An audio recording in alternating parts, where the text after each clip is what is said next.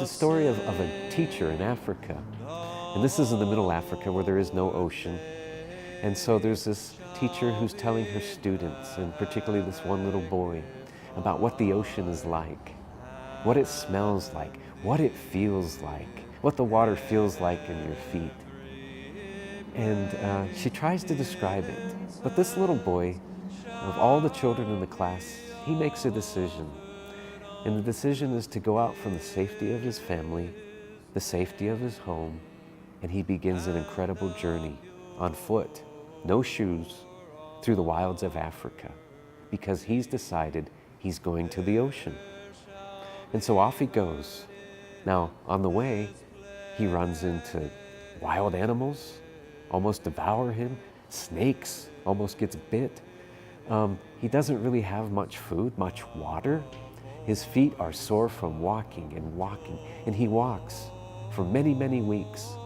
And finally, he has that day at the ocean, and he experiences everything and finds out that what the teacher told him was true. Because in his mind, it wasn't true until he saw it, till he experienced it. And so he begins his journey back. Shall bring the sacrifice of praise.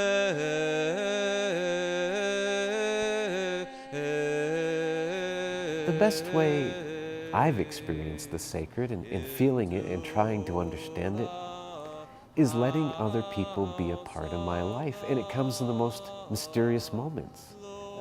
For instance, when my wife is expecting our child, she's exhausted, she's asleep, but the telephone rings and I get called to the hospital. And here I am, I'm going to be a new dad, and you have all those doubts about, am I going to be able to do this? Am I going to be a good father?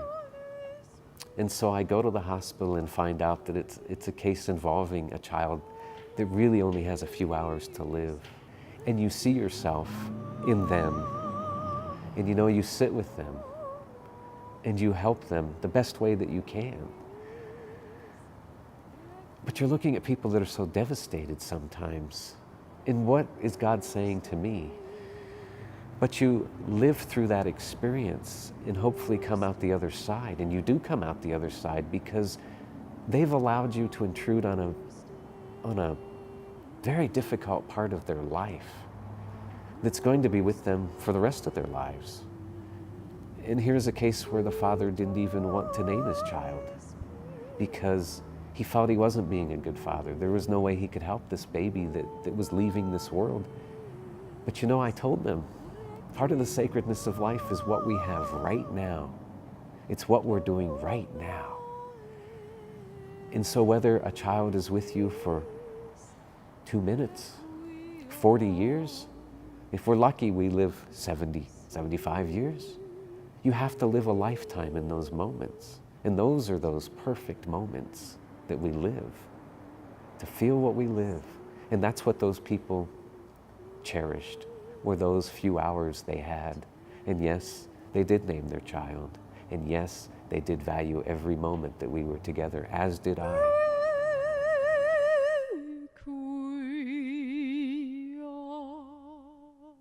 My wife never even knew I'd left because I didn't want her to be upset. When a baby dies, it's a horrible thing. It's a nightmare. It's every parent's worst nightmare. And here you had these people that's all they wanted was a child. And only for a few hours. And the nurse tells me, "I'm so sorry I called you, Father." I said, "Oh, I'm not." But when something happens to a child, nobody ever says anything. But again, God opened up that door for me and invited me into this disaster.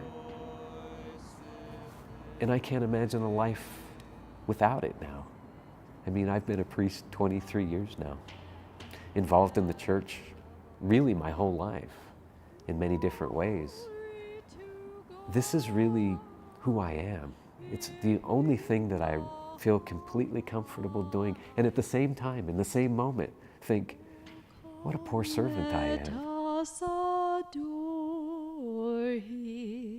And sometimes the medicine that you need the most is the one that you run from the most.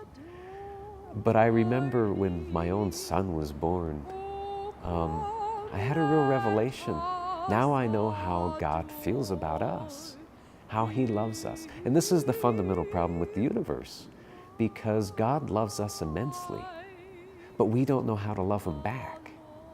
And so having a child of my own has taught me that everybody is somebody's baby, every one of us.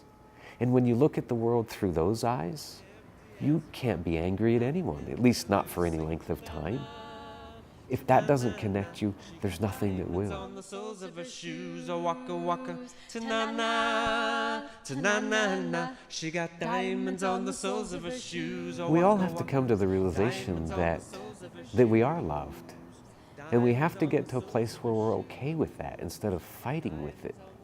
We have to understand that if a human being is capable of loving us, certainly God is immensely more capable of loving us. Shall be magnified and in every place. And finally he shows up back at the school.